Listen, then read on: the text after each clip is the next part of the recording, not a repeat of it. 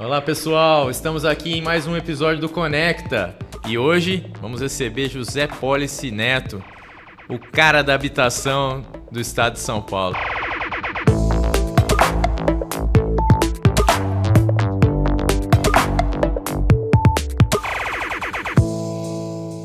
Seja bem-vindo, Policy. Eu que agradeço estar aqui em Ribeirão, em especial contigo, Daniel, aqui no Conecta. Para a gente é sempre muito gostoso estar não só na cidade, mas com pessoas com a sua história e a sua reputação, né? Na vida pública, a gente vive de histórias, boas histórias a serem contadas e da reputação, que é aquilo que nos empurra para realizar mais para a população que a gente tanto gosta. Policy, aqui o Conecta, eu sou convidado para chamar pessoas que possam contribuir com Ribeirão Preto de alguma forma. Por isso você está aqui, você é o cara da habitação, é o subsecretário de Desenvolvimento Urbano da Secretaria de Desenvolvimento Urbano e Habitação do Estado, é o grande braço direito do nosso secretário Marcelo Branco e o cara também que pode, de fato, colocar a região metropolitana de Ribeirão Preto para funcionar. Mas antes disso, eu queria que você contasse um pouco da sua história como homem na vida privada e como na vida pública também. Que hoje, pessoal, o Policy está licenciado como vereador da cidade de São Paulo. São 5 mandatos. Ano que vem eu completo 20 anos de Câmara Municipal de São Paulo. Antes disso, passei 10 anos na Assembleia Legislativa, a convite do governador Mário Covas. Eu tive a oportunidade de, durante os 6 anos que ele foi governador, liderar tecnicamente aquilo que a gente chama de liderança do governo, né? Dentro da Assembleia Legislativa. O governador Mário Covas, quando ele assumiu em 95, ele, além da liderança do partido, no caso o PSDB à época, ele criou a liderança do governo. E o primeiro líder que ele teve foi o deputado Walter Feldman. E eu fui o primeiro assessor técnico dessa liderança e fiquei lá pelos 6 anos que o governador esteve à frente do nosso estado. Então, tive uma oportunidade de aprender na prática o que é atuação legislativa para a produção de leis que promovam equidade. E era uma fase, só fazendo um gancho, era uma fase em que o governador pegou o estado em situação calamitosa financeira. Então, eu imagino o que vocês passaram nessa época, né? O estado tinha, no dia 1º de janeiro de 95, quando o governador assume, 32, 33 milhões em caixa para uma folha de pagamento que era 20 vezes isso. Então, esse era o cenário. Quase 30 esqueletos de hospitais espalhados pelo estado inteiro, uma situação bastante complexa, de um estado que chegava ao final de um ciclo, né? Um ciclo de que achava-se que era possível construir tudo sem ter a garantia de pagar aquilo que você pretendia fazer. Até então, o modelo de responsabilidade fiscal não existia. Até então, muitas empresas que prestavam serviço para o Estado quebravam porque o Estado não pagava, e é fácil você voltar no tempo, você vai encontrar muitos empresários da década de 80 e 90 que não sobreviveram. Tiveram seus negócios, as famílias foram à ruína porque prestaram um serviço para o Estado e o Estado não pagou as empresas, né? Tem muito empresário hoje, né, na nossa região que fala que não presta serviço mais para poder público justamente por isso. Teve muita gente que quebrou pela falta de confiança, a falta de pagamento do ente público. É exatamente isso. E a gente sempre tem que olhar para o Estado, seja prefeituras, governo do Estado, União, aquele que compra o serviço da sociedade, como as mesmas relações que o setor privado compra. Quando eu compro alguma coisa de uma empresa, eu quero que ela me entregue o melhor produto no menor espaço de tempo e tem que pagar, né? Uma relação responsável. Por que o Estado brasileiro foi ficando tão caro? Porque não pagava. E aí você tinha que criar regras para proteger quem prestava o serviço para o Estado. Então, as compras públicas foram ficando caras, porque se não paga, eu tenho que embutir juros. E às vezes a imprensa não entende muito bem isso. Por que o poder público ele paga mais do que o poder privado, né? É um jogo, né? Porque a pessoa coloca no custo essa demora. Exatamente. Então, eu tenho uma super oportunidade, preciso agradecer muito a confiança do deputado Walter Feldman à época, agradecer muito esse gigante governador Mário Covas, que para mim é um pouco o exemplo de austeridade nessa relação com a compra de serviços para o Estado, né? Conseguiu lá na sua primeira gestão, nos 3 primeiros anos, equilibrar de fato, então teve lá uma responsabilidade forte para equilibrar. Então eu tive esse período de aprendizado, né? Então, que aprendizado, né? Eu fiz Sociologia na Federal de São Carlos, depois fui fazer uma segunda graduação, eu sou arquiteto urbanista, hoje mestre pela Fundação Getúlio Vargas em Gestão e Políticas Públicas, mas me ajudou muito na minha formação essa oportunidade dada pelo governador de entender o que foi a reestruturação do setor energético, o que foi a concessão do serviço de gás, o que foi o lançamento das primeiras debêntures de curto prazo para pagamento da dívida com empresas que prestaram serviço no Estado e giraram de 2004 para 2005 com quase $500 bilhão de dívida de curtíssimo prazo. As concessões de rodovias. As concessões de rodovias. Então, aquele foi um momento muito interessante, a reestruturação do setor energético, separando produção de energia, distribuição e transmissão. Então, o Estado ficando responsável pela transmissão para modular o que é a produção de energia que é privada com aquilo que era distribuição dentro das cidades também privada e o Estado como operador equilibrado dessas relações para enfrentar, inclusive, os desafios que está se enfrentando hoje com a incapacidade de oferta mais estruturada das empresas, porque foi se perdendo essa aderência do agente da fiscalização que é público, né, esse problema aqui, né, só fazer um parênteses aqui, o problema que está a Enel em São Paulo. Exatamente, quer dizer, quando a gente tinha um governador que todo mundo falava que era jogo duro, cara feia, parecia que as empresas temiam o agente público que estava sentado na cadeira e, portanto, não vacilavam, né? E isso porque ele foi o governador que conseguiu construir essa relação. O Tarcísio recupera isso nesse momento, de maneira muito corajosa. Mas durante um período muito longo isso ficou flácido, né? E a gente sempre tem que entender isso.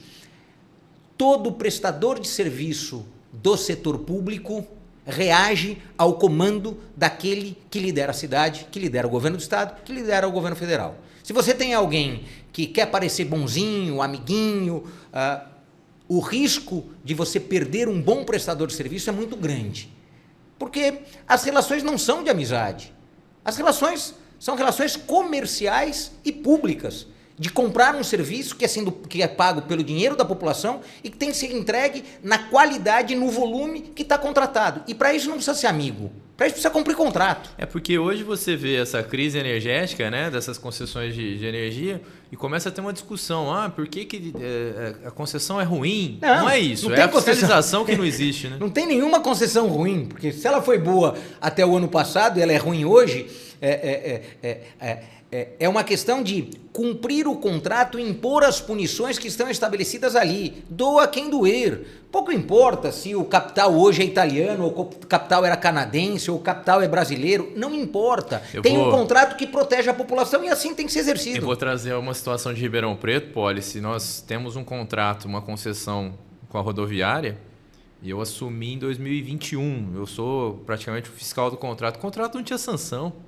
45 anos, ele foi renovado há 15 anos atrás e não tinha. Então nós dialogamos, só que teve um momento que nós fizemos um decreto colocando sanções. Senão a gente não consegue fazer qualquer fiscalização, mas isso é um problema do passado. Sim, né? Mas é isso que eu falo.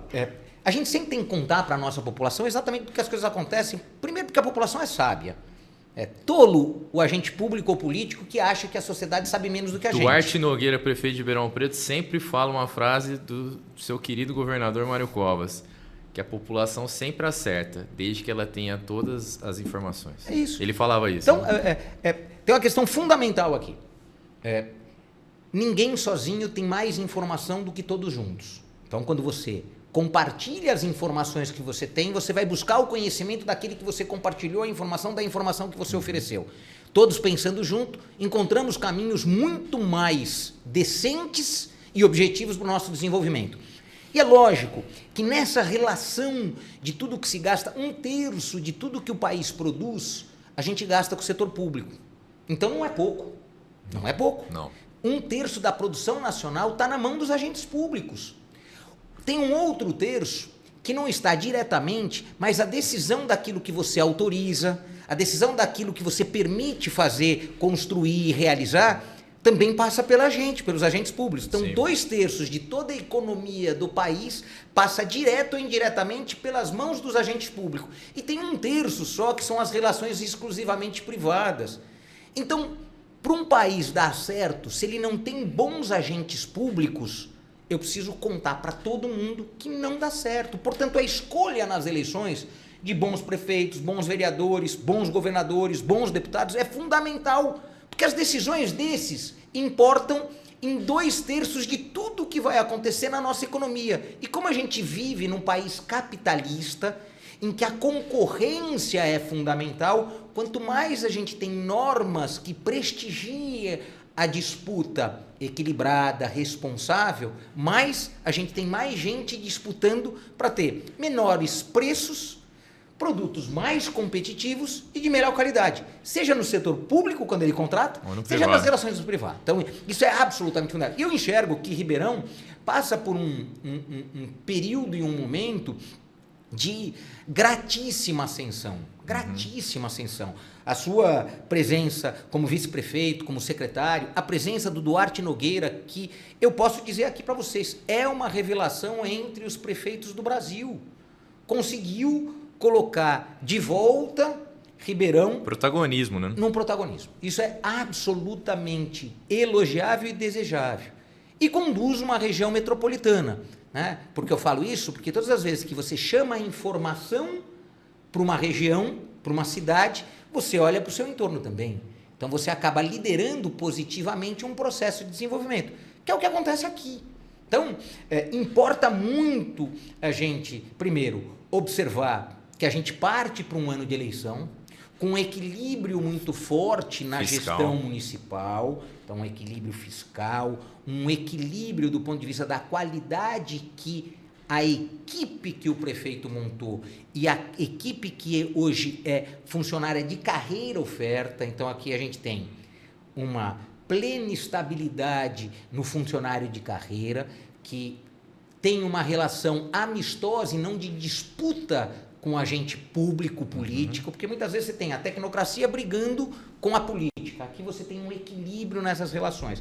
Mas eu preciso também colocar que esse equilíbrio vem de presenças de outras revelações da política como a sua. E aqui não é baba-ovo, não. É reconhecer quem está conseguindo fazer a coisa direito. E com discrição. Porque o homem público e o homem político, ele não precisa forçar as pessoas a enxergá-los. Faz o bem, que você vai ser reconhecido. Então não tem aquele negócio de ficar desesperado atrás das mídias sociais, falando um monte de baboseira por aí para aparecer. Não precisa de nada disso. Então, quer dizer, faz o trabalho direitinho, sem incomodar ninguém, que o resultado prático de uma cidade melhor é percebido pela sociedade. E se é percebido pela sociedade, vai ser elogiado. E aí, Daniel, eu preciso contar para todo mundo que você já é essa revelação enquanto secretário, enquanto vice-prefeito, que faz, não é na sombra do prefeito, é discretamente produz resultados no trabalho que opera. A maior prova disso são esses elementos que você traz no dia a dia. Recuperação de contratos como esse da rodoviária, planos, projetos e implantação de políticas públicas que respondem imediatamente a uma necessidade da sociedade. Eu acabei de sair do feirão da habitação do Casa Paulista. Esse é um bom exemplo de uma parceria que o município entra com a sua capacidade de articulação.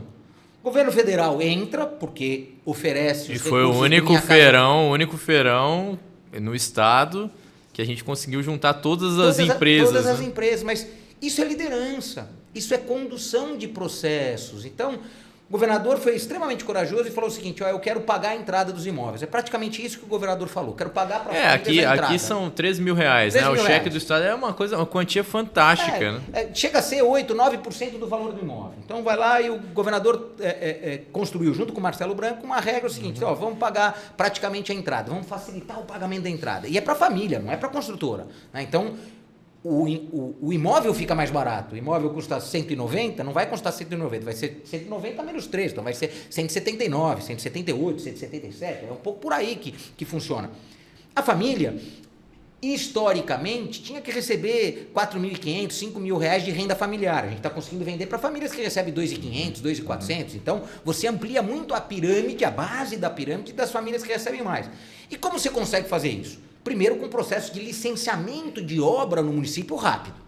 Porque tem empresa que tenta construir e leva 1, 2 anos para conseguir a autorização do município para construir. Então, a primeira coisa é o seguinte: eficiência na forma com que você licencia, em especial, empreendimentos habitacionais para a população de menor renda, aquilo que eu falo de interesse social. Então, isso é muito importante. Segundo, essa aderência junto às empresas, porque a empresa tem que ter confiança que na hora que ela entra com o processo dela, ela vai fazer com que a administração pública reconheça a importância que ela tem para a cidade, porque isso reduz o déficit habitacional. Então o dinheiro que estava sendo gasto no aluguel vai ser gasto no investimento na cidade. Senão a gente não entende o que importa para o município.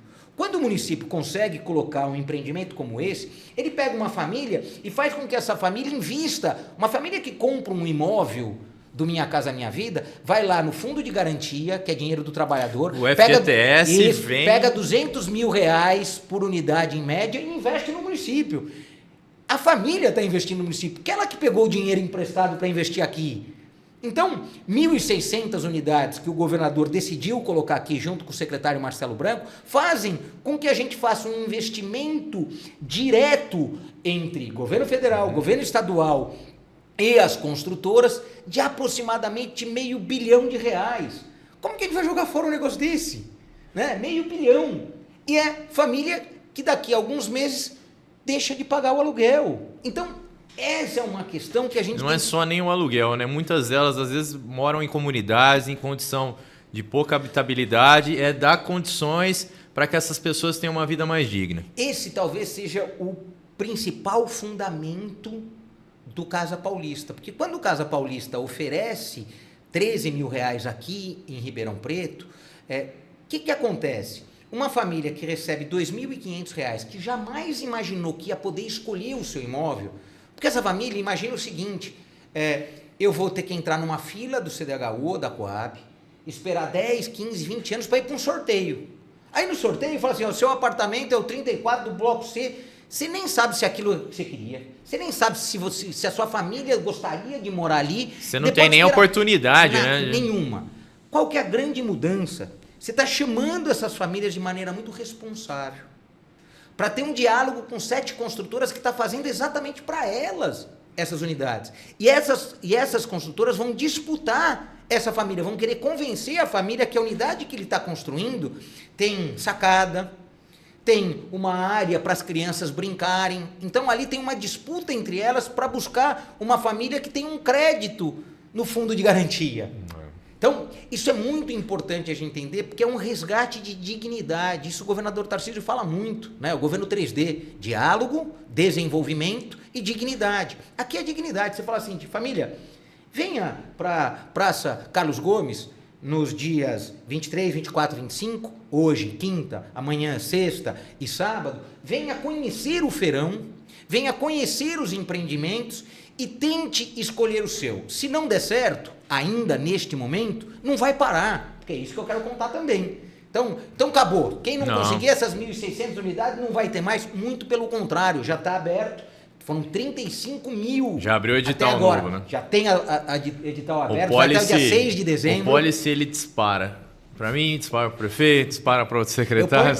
Eu ponho o terror em cima de todo mundo. Tudo no WhatsApp, informando que para as consultoras poderem se habilitar a ter o cheque da Casa Paulista. É isso, a gente brinca, né? Mas põe um bom terror, né? Faz o pessoal trabalhar, tá atento. Por quê? Se é verdade que o dinheiro está lá no fundo de garantia do trabalhador paulista, se eu não for o operador para buscar esse dinheiro e trazer para minha cidade, eu sou o ruim. Porque alguém vai usar esse dinheiro. E se eu não usar para a minha população, então é falar o seguinte: o trabalhador paulista que mora em Ribeirão não tem um líder que vai buscar esse dinheiro que é dele para investir na cidade que ele mora. Pô, mas se nem o dinheiro que está à disposição para investir aqui eu vou atrás de que dinheiro? Interessante você dizer isso. Às vezes a administração pública ela é muito criticada dizendo que nós não construímos mais casas como antigamente. Só que o mundo mudou. Hoje nós temos as construtoras, a terceirização.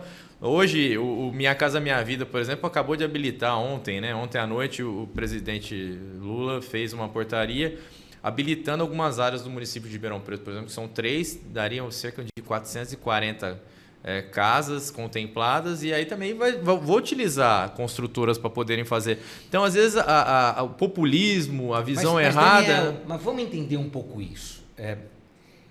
Quem melhor constrói? A iniciativa privada. Porque ele tem uma questão concorrencial, né? Eu, enquanto prefeitura, eu, enquanto governo do estado, concorro com quem para construir casa? Com ninguém. Então, a tendência natural é de eu não construir melhor do que a iniciativa privada, que concorre para fazer a melhor casa, no melhor preço, no menor tempo. Veja o que aconteceu em São Sebastião. Catástrofe climática no carnaval. E nós estamos sofrendo muito Sim, com o El Niño. Mas olha só, catástrofe climática, 65 mortos, que a gente vai carregar para o resto da nossa história.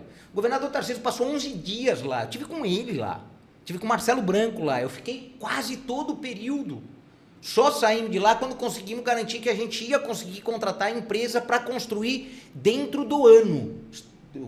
A recomendação do Tarcísio e a determinação dele é o seguinte: eu preciso garantir que essas famílias que perderam tudo aqui não vão enfrentar as chuvas do ano que vem sem casa. E aí a gente foi atrás das tecnologias mais inovadoras que pudessem construir no menor espaço de tempo pelo mesmo preço que a gente pagava. Tá lá, estamos entregando agora, no final desse mês, no começo de dezembro, 700 unidades para as famílias que tiveram as suas casas destruídas, dentro do mesmo ano. Pessoal, Vila Baiana, no Guarujá... Eu tive com o Marcelo Branco discutindo sobre isso um dia, e ele falou assim: Daniel, espero que o Tribunal de Contas do Estado entenda a situação, porque foi uma questão emergencial, e esses órgãos de controle acabam... ele tem que ter controle no poder público. Nem sempre pessoas bem intencionadas como eu, como você, estão à frente do poder público. Mas, às vezes, né, nesses momentos difíceis, o Tribunal de Contas ele também tem que ter uma viabilidade para a gente poder fazer. Olha que coisa incrível. A gente chegou na tecnologia wood frame, que eu não vou dizer se ela é melhor, se ela é pior. Ali não é uma questão... Era ser a mais adequada para o momento que a gente viveu. A gente viveu um momento de catástrofe, que a gente precisava produzir em curtíssimo espaço de tempo 2 questões. Uma era o abrigo para aquelas famílias, e o abrigo era imediato. Então, um processo muito bem estruturado de utilizar as pousadas daquela região para acolher as famílias que perderam tudo. Isso não custa barato, porque as pousadas no litoral são caras, mas a gente estava no momento que elas não estavam... Ainda mais onde né? Um dos lugares mais caros do estado de São Paulo. Brasil. Mas a gente estava no momento em que esses não receberiam muitos dos seus visitantes porque não conseguia nem chegar. As rodovias que dão acesso para lá tinham sido destruídas também. Então, uma inteligência para conseguir proteger a sociedade no momento mais crítico. A construção de vila de passagem, uma vila de passagem para quase 100 famílias. Então, 100 famílias foram para a vila de passagem, 300 famílias foram para a cidade de Bertioga, porque a gente estava prestes a entregar unidades do Minha Casa Minha Vida, que construímos junto com a CDHU, portanto, unidades em um município próximo, que teve um deslocamento, teve todo um trabalho, uma rede de proteção e doação, que doou cama, que doou eletrodoméstico. Então, uma participação da sociedade muito ativa. E a sociedade só participa fazendo doação quando ela confia no seu líder. Confiou no governador Tarcísio, como confia mais hoje, porque viu que chegou para as pessoas isso. Mas a gente tinha um desafio que era construir em um período curtíssimo de tempo as unidades. E chegamos à tecnologia de wood frame a partir de uma consulta à Universidade de São Paulo, a nossa Politécnica, a PoliUSP, que apresentou para a gente o seguinte diagnóstico na quarta-feira de cinza. Temos uma empresa no Paraná, então nem era empresa de São Paulo, Paraná, que tinha condições, porque estava... Isso é muito importante a população entender. Quando você está no setor privado, você pode comprar correndo riscos. Eu posso comprar de um construtor que não está certificado por órgãos de controle. Mas quando ele está no setor público, eu só posso comprar no caso aqui eu estou comprando uma unidade habitacional certificada. E o que é uma unidade certificada? É validada por um órgão de controle, no caso a Falcão Bauer. No finalzinho do ano passado, a Falcão Bauer acabou por reconhecer que a tecnologia wood frame pode construir até 5 andares. E lá a gente tem uma escassez de terra. Né? A gente tá você faz em escala para cima. Você faz escala. Então, conseguimos autorização para construir prédio de terra mais 3 andares, 3 pavimentos, conseguimos a tecnologia de entrega mais rápida e conseguimos o mesmo preço que era pago para as construções convencionais. Então, o que a gente levou para o Tribunal de Contas? Levamos uma tecnologia nova, com validação científica, para a construção de térreo mais 3 e entrega em 6 meses. Não, isso é uma coisa fantástica, né? Uma operação, eu posso dizer, quando eu vi o governador lá em São Sebastião, eu entendi qual era a formação dele, o que ele levou para o Haiti. A gente sabe que ele participou da missão no Haiti como Boina Azul e, portanto, tendo uma responsabilidade muito grande. E eu enxerguei este governador que lida com processos de crise de uma maneira muito responsável. Primeira coisa, onde estão os tratores, escavadeiras e os equipamentos e os homens mais próximos daqui? Me traga a relação de todas as construtoras que têm obra a menos de 100 quilômetros daqui, porque eu quero todos engajados nessa. E ele conseguiu migrar tudo para ali. Foi incrível. Aproveitando. Uma liderança fora do comum. E eu preciso dividir com vocês, porque eu tive lá presente. Então aí, essas coisas não dá para esconder. Como eu tive presente com o Mário Covas e vi o tamanho daquele governador para abrir mão de coisas que ele não queria abrir. Você acha que o governador Mário Covas, que alguns falavam que era como é que falava? Que ele era... Truculento. Truculento e tal. Ia querer abrir mão do banco para pagar uma dívida dos outros. Abriu mão do Banespa. Banespa. Né? Mas aproveitando a fala sobre o governador Tarcísio, ainda está acabando o nosso tempo aqui, então nós precisamos falar ainda de reurbanização e precisamos falar ainda do destino da região metropolitana. Vamos lá. Vamos falar de reurbanização com curto espaço de tempo, que eu quero tocar no assunto da metropolitana ainda. O que você pensa ainda de reurbanização das comunidades, principalmente aqui de Ribeirão Preto? Eu acabei de chegar de Rio Preto. Em Rio Preto a gente está com uma obra exemplar em parceria com a Gerando Falcões, obra conduzida com muita competência pela CDHU, projeto de muita qualidade do escritório absolutamente premiado do Marcos Bodarini, né? Então algo inovador, batizado de Favela Marte, em que a favela está sendo substituída por um bairro. É exatamente isso. Todas as famílias foram removidas, a favela dá lugar a um bairro absolutamente urbanizado e as famílias voltaram para lá, todas. É uma operação simples? Não. É uma operação barata? Não. É caríssimo. Mas tem os 3 Ds. Desenvolve, resgata a dignidade e nasce a partir de um diálogo muito vigoroso. É porque todas têm que ser assim? Também não. O que está claro para a gente é o que você consegue reurbanizar, que é não jogar fora o esforço que a sociedade fez de autoconstrução, mas você consegue, a partir de melhorias habitacionais, conseguir qualificar parte porque você precisa adensar, portanto, colocar mais famílias e abrir espaço para outras tarefas da terra. A gente precisa o quê?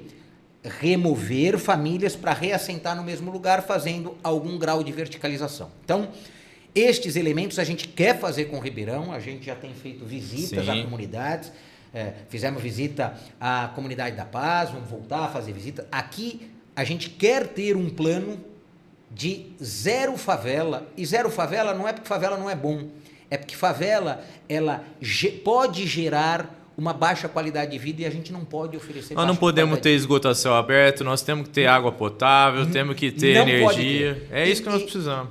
Garantir o D da dignidade. Lógico, a partir do diálogo e a partir do desenvolvimento. Então, o que a gente quer construir com o Ribeirão... Garantir às crianças que elas tenham uma vida muito melhor do que os pais delas, os avós tiveram. Exatamente isso. E a gente quer garantir, a partir de Ribeirão, para toda a região metropolitana. Aí eu entro no último assunto que você colocou. A gente precisa estabelecer uma regra de investimento dos recursos do Estado para regiões metropolitanas que sinalize que o real que chega para um município vale para os outros 33 que compõem a região metropolitana. Caso contrário, todos nós somos derrotados. Então, a decisão de investimentos estratégicos, em projetos estratégicos, tem que ter a dimensão de, mesmo investindo em Cravinhos, o resultado não é só para Cravinhos, é Cravinhos e Ribeirão. Se eu faço um investimento em Ribeirão, ele pode impactar na outra cidade que é Sertãozinho. Se eu faço em Sertãozinho, pode impactar. A questão aqui é que a gente precisa criar um ambiente de governança para além do universo local do município. Aí faz diferença. Todo mundo ganha mais poder, porque historicamente todo mundo quando fala o seguinte, mas cadê a autoridade metropolitana? A autoridade metropolitana não existe, porque no nosso pacto federativo você tem prefeito, governador e presidente. Presidente da República. A autoridade metropolitana é o projeto estratégico que nos reúne. Então, se ele falar o seguinte, ó, vamos definir um projeto estratégico aqui na região metropolitana que em 8 anos, então do ano que vem até o último ano de gestão, não do próximo, do outro prefeito, a gente não vai ter uma família morando sem saneamento básico, e isso é um pacto de todos os municípios, você passa a ter um projeto estratégico metropolitano de regularização fundiária, de reurbanização de favela e de garantia de oferta habitacional para todas as famílias. E aí não pode deixar ninguém para trás. Aí o recurso, quando chega, ele vai sendo dividido entre esses municípios e recuperando gradativamente este processo. Aquele município que não tem nenhuma favela, não tem nenhuma subhabitação, ele é prejudicado? Não. Este que não tem, ele tem a garantia dada pelo conjunto. Do recurso. Não, que a gente vai reduzir o ônus excessivo do aluguel, porque muitas vezes o município que não tem favela tem ônus excessivo do aluguel. Então, famílias que não moram em favela, mas gastam 30%, 32%, 35% da renda familiar para morar numa casa que não é favela, então mas já, não é ruim. Então já percebi que o nosso plano estratégico para a região metropolitana vai ser habitação, o que eu mais gosto de trabalhar hoje. É desenvolvimento urbano. A gente fala que é habitação, mas a gente tem que entender que quando você investe em cidade e você, no final, oferece mais cidade, isso agrega no valor geral da cidade. Esse é um investimento que não se joga fora, porque muitas vezes nós falamos assim, vou investir mais em transporte. Transporte são elementos de custo, não é elemento de agregação de valor.